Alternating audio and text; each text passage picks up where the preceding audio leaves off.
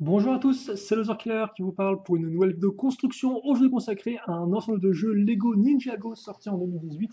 Il s'agira de la référence en le 640, le SOJ Headquarters, ou en français le QG du gang des fils de Garmadon. Il contient 530 pièces et coûte la somme de 44,99 € et donc on va le construire et voir ce que nous réserve, entre guillemets, ce premier modèle structure de la vague avant le temple, la résurrection. Bon, on va voir qu'effectivement, c'est un peu un cas particulier ce modèle-là, et on verra pourquoi tout au long de la vidéo. Déjà, commençons avec les sachets, donc au nombre de 4, qui semble tout à fait correct. En pièces, en loose, on aura donc ces deux petites choses, peut-être reconnaissables pour la plupart d'entre vous, pour les autres, et bien sûr, j'y arriverai, je vous dirai ce que c'est, des gros stickers à poser et un mode d'emploi.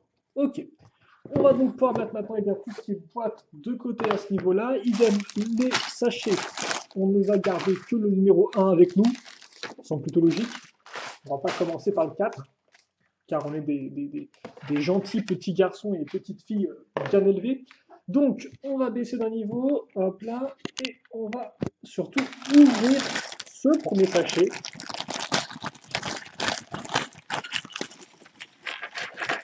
afin de dévoiler le plus important, à savoir les pièces pour construire le modèle. Effectivement, ça semble être un bon point de départ pour une construction Lego, je pense.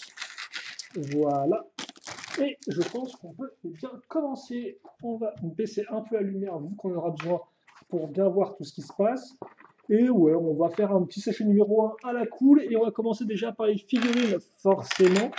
Et on va commencer avec notre figurine de ninja. Et donc dans ce set, en termes de ninja, on aura Lloyd version Spinjitzu Masters. Alors qu'est-ce que c'est que ce truc? Alors par contre, comme ceci. Voilà, parfait. Donc effectivement, Spirits Masters, ce sont les versions toupie des personnages. Et donc pour les 5 autres ninjas, vous pouvez vous acheter la toupie directement vendue individuellement. Mais pour Lloyd, en effet, lui, il faudra passer par ce set. Parce que oui, Lloyd a été le premier à introduire, entre guillemets, les nouvelles toupies, les nouveaux moules de toupies qu'on verra ensemble juste après. Mais il a introduit ça avec la vague du film. Donc ça fait qu'effectivement, vous aviez le Lloyd version du film si vous achetez cette toupie toute seule, et pas la version Spinch 2 comme celle-ci.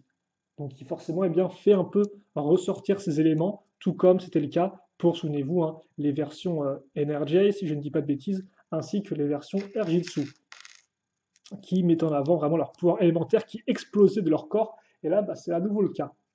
Et justement, tout comme ces autres petits potes Spin et Jitsu Masters, notre ami Lloyd aura comme arme les shurikens argentés. Donc effectivement, là encore, tous les personnages qui ont une toupie individuelle, donc les 5 autres ninjas et ce Lloyd-là, ont ça comme arme, entre guillemets, secondaire. Voilà. Les petits shurikens, voilà qui est fait. La tête, comme vous avez pu le voir, c'est la même expression que le film. Donc rien de nouveau à ce niveau-là. Et par contre, là où ça va être nouveau et là où ça va être plutôt intéressant, je pense, c'est avec notre seconde figurine. Alors bien évidemment, il faut que je trouve les pièces.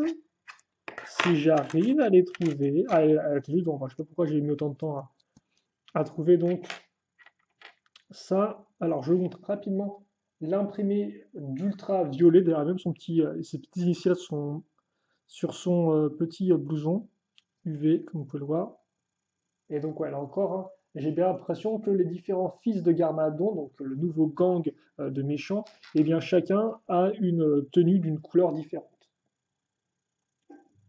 On va mettre le petit bandana et quant à la tête, voilà ce que vous aurez. Plutôt chouette. Avec les petites peintures qui vont bien. Alors par contre, comme elle a la peau grise, on peut se dire qu'éventuellement, elle n'est pas très très humaine. Je ne sais pas ce que vous en pensez, mais j'ai des petits doutes sur son humanité. Et elle a une petite tresse. Donc un peu similaire à Nadakad, parce que là, par contre, Lego a fait l'effort de mettre un petit anneau en plus, car souvenez-vous, avant avec Nadakad, il fallait mettre, il me semble, sa tresse juste sur sa tête et ça tenait pas top. Là, ça tiendra bien comme il faut, et elle vient avec quoi comme arme? Bon, là encore, des sides, donc pas une arme spécialement custom ni rien de trop incroyable.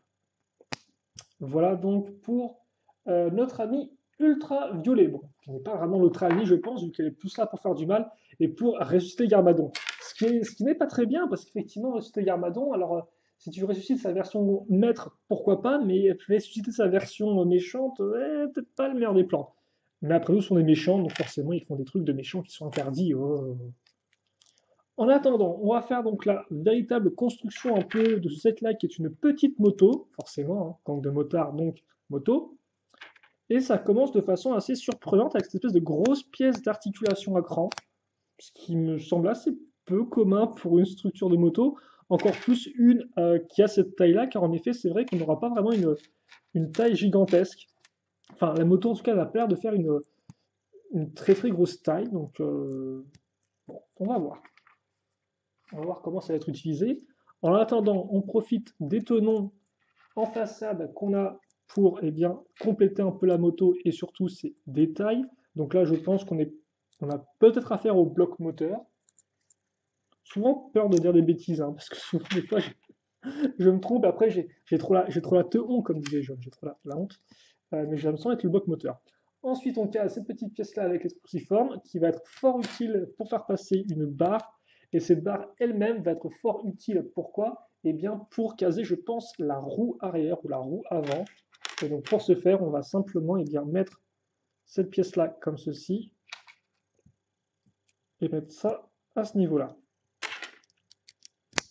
Ensuite, on met la pièce violette. On fait attention à ce que nos pièces restent bien. Par contre, je vais peut-être faire en sorte que, ouais, parce qu'on est quand même dans un niveau de zoom assez extrême.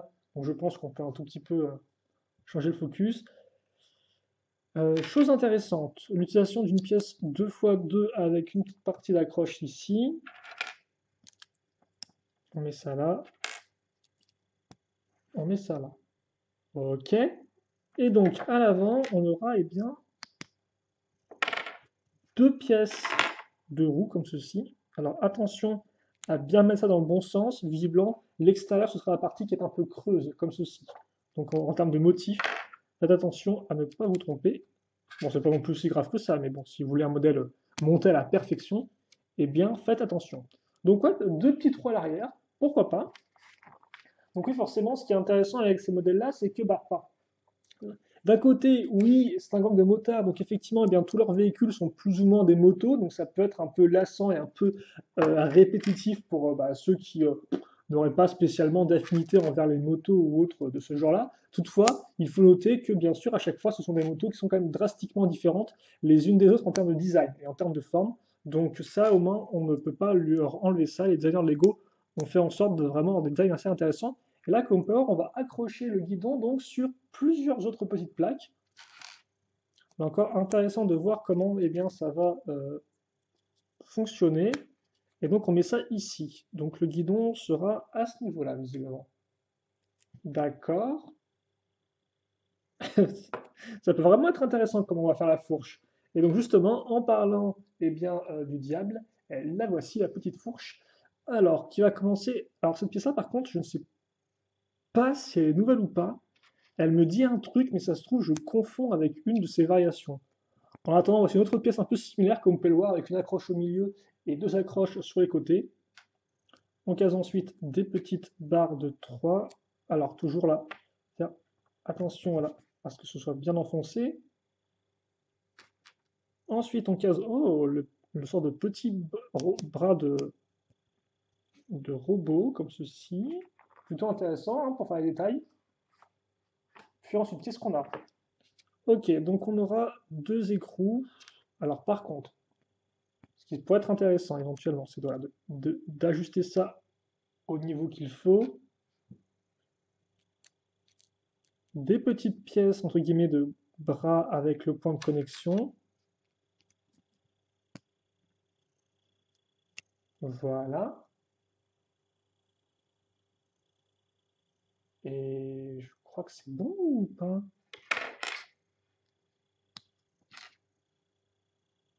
On met ça ici, et donc en fait, là, la petite pièce qu'on vient de mettre va nous servir d'accroche pour faire passer la petite barre, parce que sinon, eh bien, la barre n'aurait pas tenu, hein, elle aurait flotté vu que le trou était bien plus gros. Là, justement, on a adapté le trou en fonction de la barre. Et maintenant, eh bien, ça, on va le caser comme ceci, si je ne me trompe pas. On est bien centré aussi, si je dis pas de bêtises. Ouais, comme ceci. Et donc après, une fois qu'on a ça, eh bien, on n'a plus qu'à, entre guillemets, caser ces petits. Alors ça, c'est des pistolets laser un peu type rétro-futur, quoi, en termes de design. Et donc, enfin, justement, eh bien, on va prendre ça, on va utiliser la fameuse pièce qu'on a ici. Donc ça va bouger forcément, hein, mais ça va être bloqué par la barre qu'on a au milieu. Et après ça, on va le pivoter à l'extrême, jusqu'à que ça soit vraiment bien coincé et que la petite lumière touche presque le haut de la fourche. Et donc voilà ce qu'on a. Et c'est plutôt cool. Et ça roule effectivement relativement bien. Et si on fait ça d'un cran comme ça passe aussi pour ceux qui voudraient un peu plus haut, mais je pense qu'on est censé la mettre juste comme ça. Après, c'est vrai qu'elle est quand même, elle est super longue quand même comme moto, hein, là. L'arrière, en fait, l'arrière est un peu long, c'est ça qui me fait bizarre. Ça aurait été préférable si la roue arrière aurait été un peu plus comme ça à l'avant, mais je pense pas que ça aurait été possible. En tout cas, voilà le modèle, on le verra un peu mieux à la fin. Mais pour l'instant, on va directement enchaîner, car justement, eh bien, on parlait de toupies au début de vidéo avec la figurine de Lloyd. Et donc justement, ces nouvelles toupies, pour ceux qui ne le sauraient pas, eh bien, elles sont composées de la toupie en elle-même, elle-même composée de plusieurs éléments, et aussi bien sûr eh bien, d'une poignée pour lancer facilement la toupie. Donc c'est vrai qu'on a une certaine évolution hein, depuis les toupies Ninjago 2011, qui étaient les toutes premières, donc apparues avec le début du thème, où eh bien, c'était entièrement à lancer avec vos petites mains, c'est tout à fait possible, mais là, maintenant, on a effectivement des vrais poignets, on a des vrais crémaillères, c'est comme ça qu'on appelle l'espèce de tige en plastique que vous avez pu voir qui, était qui traînait un peu sans sachet dans la boîte, et d'ailleurs qui va se mettre ici pour faire tourner la toupie. Donc ouais, maintenant, on a vraiment de quoi faire tourner la toupie beaucoup plus facilement. Alors par contre, il serait intéressant de voir si cette poignée est similaire ou pas à celle qu'on a dans la toupie de Lloyd du film. Et honnêtement, j'ai l'impression quand même qu'il est très proche, hein. Peut-être qu'ils ont inversé des couleurs, genre le noir à la place du vert ou un truc comme ça, mais de prime abord, ça m'a l'air effectivement très très similaire. La petite pièce imprimée qui va bien. Et maintenant, il faut faire les côtés afin de rendre l'ensemble un peu plus joli. Ça va être fait très rapidement là encore. Ça fonctionne comme ceci. Donc 1, 2, 3, 1, 2, 1. Et donc ouais, forcément, hein, les sortes de poignées qui ne datent pas de ces nouvelles toupies, mais je vous rappelle qui ont été introduites dans l'idée avec les Airjitsu.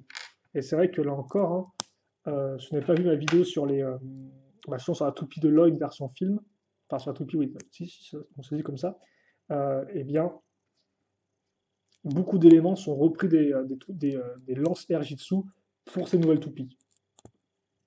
De poignées, la crémaillère, les types de pièces utilisées, donc beaucoup de choses qui reviennent. Et je suppose qu'ils mettent une pièce avec des trous comme ça en dessous afin que eh bien, ça, c'est une bonne accroche au niveau du sol. Enfin, que ça ne glisse pas facilement. Alors, par contre, j'ai dû oublier de caser ça ici. Voilà, la petite pièce noire. Et logiquement, on est bon.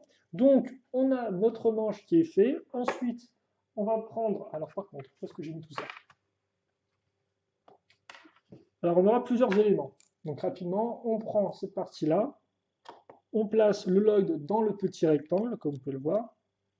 Puis on le referme. Donc ça, c'est deux pièces qu'on peut justement retrouver déjà avec les Airjitsu. Aucune différence à ce niveau-là. Donc on a une sorte de petite teuf, de petite coque protectrice pour Lloyd.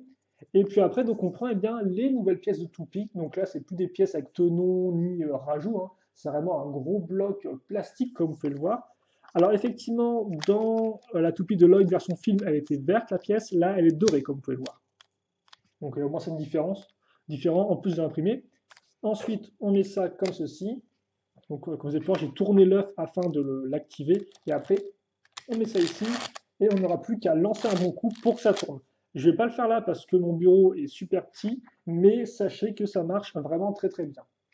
Voilà. Et donc, eh bien, ça, c'est tout pour notre premier sachet.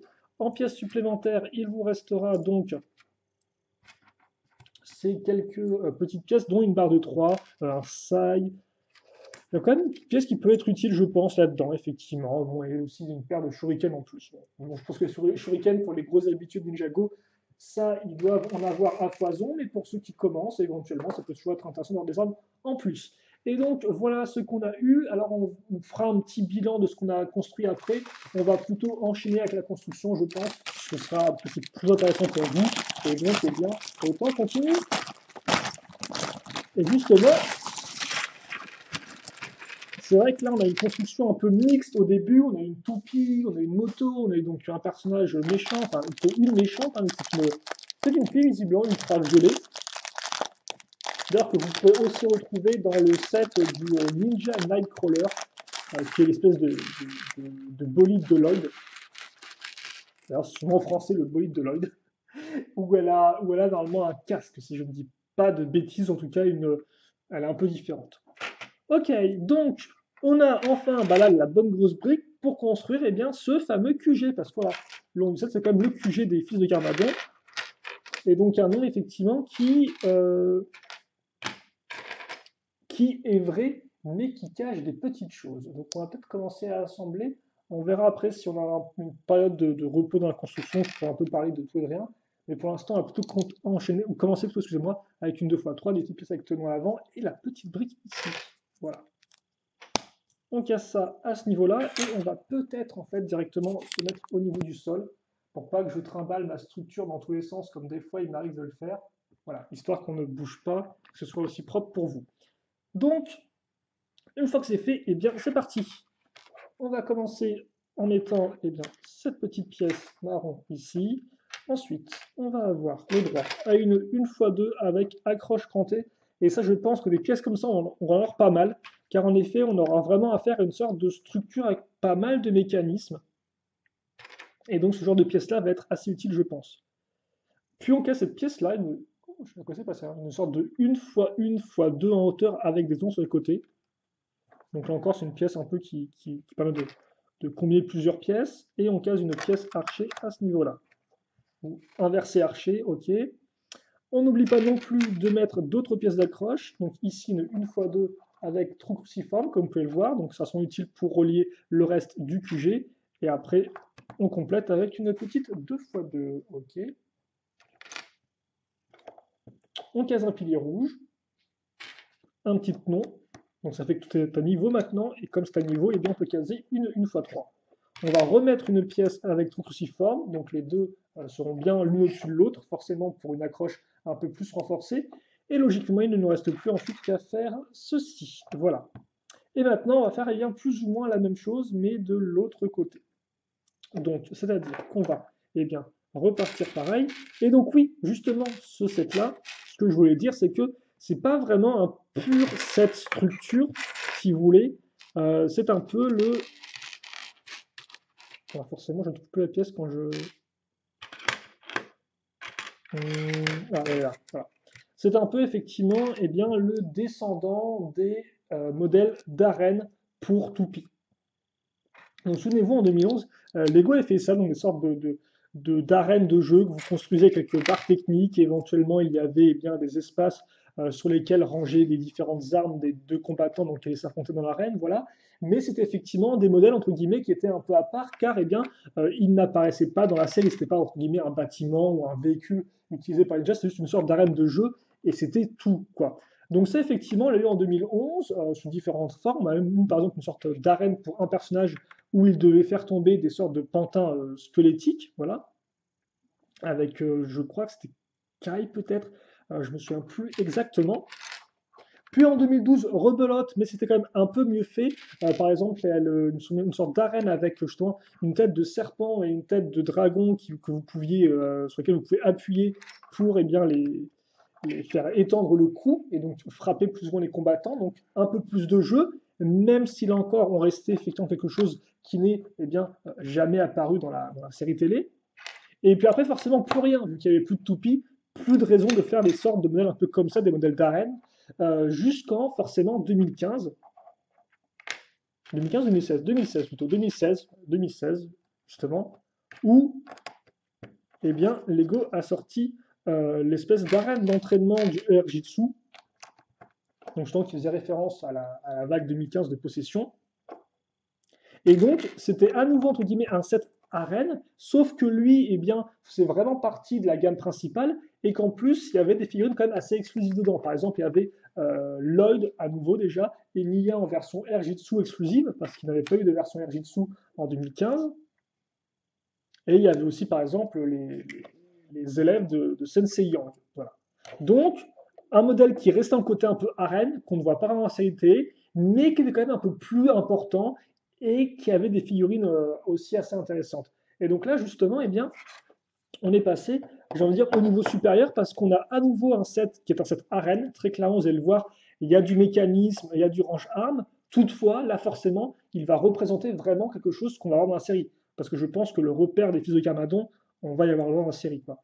Donc, donc effectivement, on n'est pas dans un set véritablement structure, comme peut l'être le temps de la Renaissance, de la Résurrection plutôt. Mais toutefois, on n'est pas non plus dans un set arène complet, parce que là, bah, justement, eh bien, on aura des éléments qui vont vraiment apparaître dans la série, quoi. Et c'est un set qui a vraiment sa place dans les autres modèles principaux du thème, si je puis me permettre l'expression. Comme on peut le voir, donc maintenant on va mettre des portes ici, comme ça, des éléments qui font lien à ça, et on va caser des petites pièces grises derrière. Donc je sais pas par contre si j'ai ralenti la construction pendant que je parlais, c'est fort possible.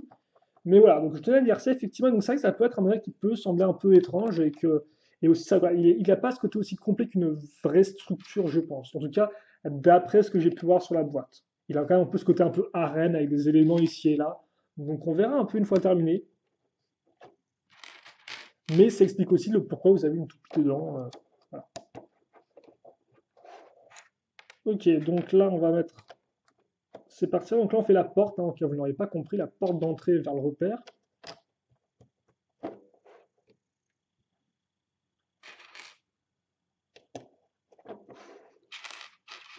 Et donc, ouais, même si c'est pas un vrai, entre guillemets, cette structure, enfin, traditionnelle, je devrais dire, je ne devrais pas que c'est le langage vrai, je devrais dire traditionnel,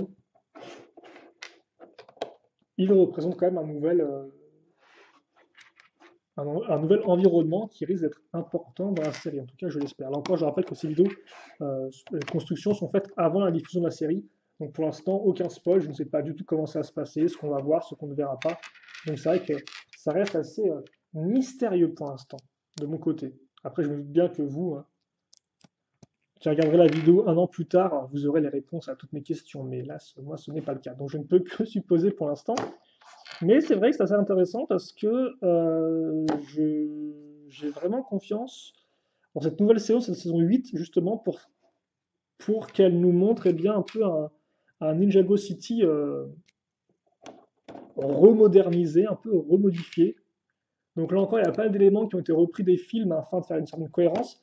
Et j'espère que la Ninjago City sera aussi un peu pareil, quoi. Et je pense que ce sera le cas parce que, par exemple, il y a deux éléments quand même qui sont assez mis en avant sur les boîtes de jeux et autres. C'est l'aspect course-poursuite, donc qu'on aura sur des grands morceaux de route. Or ça, si vous avez regardé jusqu'à présent la série Ninjago, les routes, elles sont plutôt au niveau du sol. Il n'y a pas vraiment bah, c'est pas vraiment un dédale de route Ninjago City. Donc là, effectivement, j'ai l'impression qu'on va avoir un aspect de la ville avec plein de routes qu'on n'avait pas auparavant et qui peut être assez intéressant, je trouve, en termes de design. Voilà. Et c'est vrai qu'il y a aussi l'aspect des quais, hein, avec le fleuve visiblement sur lequel passent les bateaux, comme celui de Kai, le Katana V11. Donc le côté peut-être un peu du port qui serait mis en avant, qui peut être intéressant. Voilà. Avec un fleuve éventuellement au milieu de la ville. Là encore des éléments qu'on n'a pas vraiment vus jusqu'à présent dans la ville Ninjago de la série télé. C'est vrai qu'on a découvert des nouveaux lieux, comme par exemple Styx et autres.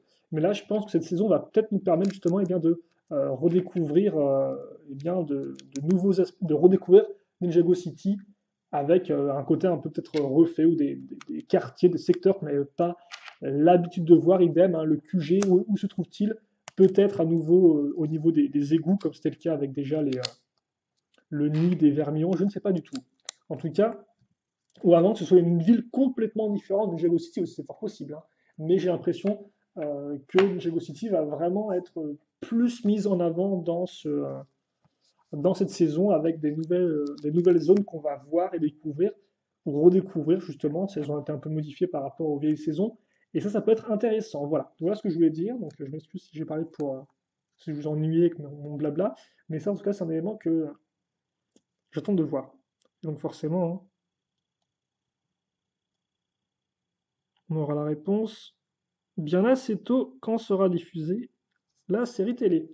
Ok, donc là on fait les portes, comme vous pouvez voir, avec notre premier sticker posé, qui est le out de keep out, qui veut dire, eh bien, défense d'entrée, quoi, ou ne venez pas. Et donc, ce qu'on peut voir, en fait, c'est des pièces à clip qu'on met dans des éléments crantés. Donc ça fait qu'il n'y a pas de cran quand on tourne le truc, mais l'accroche est un peu plus solide. Enfin, un peu plus solide, non, je sens, elle est faite pour que vous puissiez facilement la péter, la porte. Pourquoi vous allez me dire, eh bien encore, c'est parce que ça va servir de système pour de mécanisme avec la toupie. Car justement, c'est ça l'aspect qui est un peu différent d'une structure plus traditionnelle, c'est que là, les mécanismes sont pensés en fonction de la toupie, comme c'était le cas auparavant avec les vieux modèles d'arène, quoi. Donc c'est pas vraiment le genre de mécanisme que vous auriez d'habitude, entre guillemets. Voilà, car eux ont été pensés avec la toupie en tête. Bon bref, la seconde porte va être exactement, enfin pas exactement, mais très similaire en tout cas en termes de design. Donc c'est pas la peine vraiment qu'on traîne plus que ça. Et après, là, forcément, la question, c'est comme c'est un set qui est plus du côté arène que du côté set traditionnel, enfin structure traditionnelle, c'est est-ce qu'on aura aussi un bon niveau de détail ou pas? Ça, c'est aussi la question. On verra bien au fur et à mesure qu'on avance dans cette construction. En tout cas, pour l'instant, c'est plutôt OK. Il n'y a pas grand-chose de plus à en dire, hein. Ça avance relativement bien. Le petit keep maintenant du keep out. Alors, encore attention à ne pas se tromper au niveau du sens, vu qu'ils les placent un peu dans. Ils écrivent ça un peu dans toutes les directions.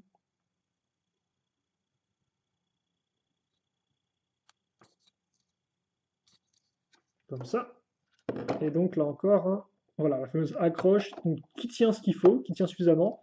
Mais je pense que s'il y a une toupie qui passe, hein, ça risque de casser.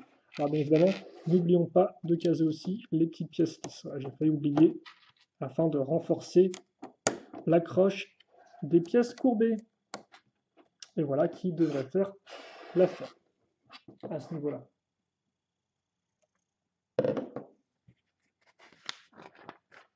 Car c'est vrai qu'effectivement, en y pensant, à la saison 8, il n'y avait pas au final tellement de. Enfin, il y avait quand même quelques environnements ici et là, mais il n'y avait rien de spécialement extraordinaire, si mes souvenirs sont corrects. C'était beaucoup d'événements, enfin d'environnements, ça devrait dire, excusez-moi, qu'on avait déjà vu par le passé, quoi. Le temple, Destiny Bounty, etc., la ville. Mais là encore, c'était entre guillemets, la version traditionnelle de la ville. Donc, bon. Ok, et là, on va faire du technique, visiblement. Alors, notez bien, c'est de la barre, hein. Voilà, forcément, vous doutez que là aussi, ce type de mécanisme, on va être avant tout en présence de barres, de barres et de poutres, et de pièces d'interconnexion, comme celle-ci, que je suis en train de fixer. Les bonnes barres jaunes qui font plaisir. C'est vrai qu'effectivement, les barres comme ça, de 3, on est passé de différentes couleurs, hein. À l'époque, quand j'avais commencé avec le thème Lego Bionicle, qui était un thème considéré comme étant un thème technique à l'époque, eh bien, il y avait des barres de 3 noirs. Puis après, elles sont devenues grises. Puis après, il y en a eu peut-être quelques rouges, enfin rouges, en tout cas, je les connais. Et là, on est passé à du jaune, donc bizarre. Ok, alors par contre, qu'est-ce qu'on est en train de faire là? Alors, j'ai peut-être une petite idée. En tout cas, une fois qu'on a fait ça, on va prendre. Voilà. Ah, on respire un peu là. Une brique, une vraie brique. On commence à avoir un peu peur. Alors, on regardait à gauche, à droite, comme un enfant qui vient de perdre ses parents dans un grand magasin. On fait genre, mais où sont les briques? Où sont les briques? Elles sont là, elles reviennent, t'inquiète pas. Bon, toutefois, on a quand même besoin du technique afin de fermer l'ensemble proprement. Voilà. Et donc, on fait passer la barre là-dedans, dans la pièce d'interconnexion, si on y arrive, merci. Et donc voilà ce qu'on a. Donc on a quelque chose qui pivote et qui se bloque à ce niveau. OK. Puis on va utiliser deux petites pièces avec le tenon qui va bien ici. Pim, comme ça. OK. Et donc là, ça, on va le caser, eh bien, ici, sur les deux petites pièces avec la lumière. D'ailleurs, qui rendent plutôt bien, je tiens à dire. Est-ce que c'est bon ou est-ce que j'ai fait une bêtise? Non, c'est tout bon. C'est tout, c'est extrêmement bon. C'est délicieux même. Donc on met ça là, et donc ça sera en arrière. Ok, donc comment ça fonctionne? Bah, je ne sais pas. Pour l'instant, pas d'élément de réponse. Personne pour me répondre. Ce qui est normal, hein. S'il y avait une personne qui m'avait répondu, c'est-à-dire que je n'aurais pas été seul dans mon appartement, et j'aurais peut-être commencé un peu à flipper. Mais ça, pas de traces de personnes non voulues. Et donc, eh bien, c'est parfait pour continuer et ainsi caser ces pièces archées inversées à ce niveau-là. Qu'est-ce qu'on s'amuse? Puis, on va ensuite prendre cette 2x4, mettre une petite pièce circulaire avec un tenon au centre, à nouveau une lumière comme ceci, incroyable, et puis après, ça, on le fixe ici. Donc, on a maintenant deux lumières qui se touchent. OK. Oh, et je pense enfin comprendre le pourquoi du comment. Alors, je ne vais pas lever la caméra pour l'instant, vu qu'on va pas vraiment être trop, enfin plus en l'air que ça, on va pas vraiment construire plus en hauteur que le haut de la porte, là, pour l'instant. Donc, on va finir comme ça, si cela ne vous dérange pas. Par contre, ce serait bien si je ne me trompais pas. Car en effet, l'alarme à erreur vient de s'enclencher. Ça se met ici, afin de laisser la place là. Aussitôt que j'y suis, vu que j'avais carrément zappé de le faire, donc on va faire maintenant. Vous avez des barres de dos qui se mettent là et qui serviront donc à relier le reste. Là encore, justement, je parle pas mal d'arène tout à l'heure, mais c'est aussi une signification surtout en termes de forme. C'est-à-dire qu'en effet, notre QG là, ce ne sera pas un bloc, un carré ou ce que vous voulez, ce sera vraiment une forme ouverte, une sorte un peu de parenthèse avec différentes sections qu'on va raccrocher grâce à ces pièces-là. Donc là encore, c'est vrai qu'il y a une différence de forme fondamentale entre une structure traditionnelle et une structure de type arène de jeu. Ça aussi, c'est à prendre en considération. On approche de la fin, donc il ne reste plus qu'à mettre deux petits stickers. Et là, avec moi, je n'ai pas pris l'alphabet, donc je ne pourrais pas vous dire ce qu'il signifie. Et là, c'est As. Donc on va juste les poser pour l'instant et ce sera déjà pas mal.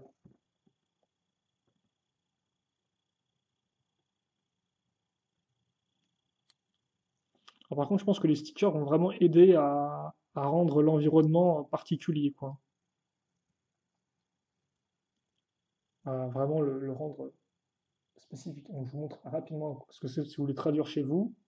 Je reconnais les lettres, en fait, si vous voulez, mais j'arrive pas à dire lesquelles c'est. Enfin, je reconnais les signes plutôt, mais je ne sais pas à quelle lettre ça correspond. Donc, forcément, c'est pas très très utile, dirions-nous. En tout cas, d'un côté, il y a la tête de Garmadon, de l'autre, il y a une petite tasse de thé. Bah, d'ailleurs, est-ce qu'il y a juste écrit tea, qui veut dire thé en anglais? T-E-A, pas T-I, T-E-A. Je me souviens plus. C'est fort possible qu'il y ait juste écrit T. T. Bon, je pense que le repère des fils de Garmadon, c'est pas vraiment l'endroit où j'ai envie de voir un T, à moins qu'il soit, à moins qu'on boive tous un thé bien en parlant de conquête du monde et de résurrection du père Garmadon. Mais voilà. On met ça ici, c'est tout propre, tout mimi. Et puis surtout après, on aura quand même un truc plutôt cool. C'est un masque Oni. Donc effectivement, les trois masques à collectionner pour cette année. Alors en fait, ça fait office de visière, c'est-à-dire que vous êtes obligé de mettre un casque derrière pour le raccrocher, voilà, comme ceci. Et donc je vais quand même le montrer bien à la caméra. Alors celui-ci, Si je ne dis pas de bêtises, c'est le masque au nid de la haine. Ça ne déconne pas, la haine. Mais quel effroyable sentiment. En tout cas, elle est encore plutôt jolie, et là, bien évidemment, de couleur violette, comme ultra violet. Encore, ça va être intéressant de savoir d'où vient Ultraviolet, c'est un peu peut-être le chef de gang, je sais pas qui est le chef, parce que Kiro, qui est une créature assez balèze, on pourrait se dire c'est le chef, mais je vois plus les grosses créatures de ce type-là comme des sortes bah, de gros renforts, quoi, comme vraiment les chefs. Donc est-ce que c'est Ultraviolet le chef ou pas du tout, je ne sais pas.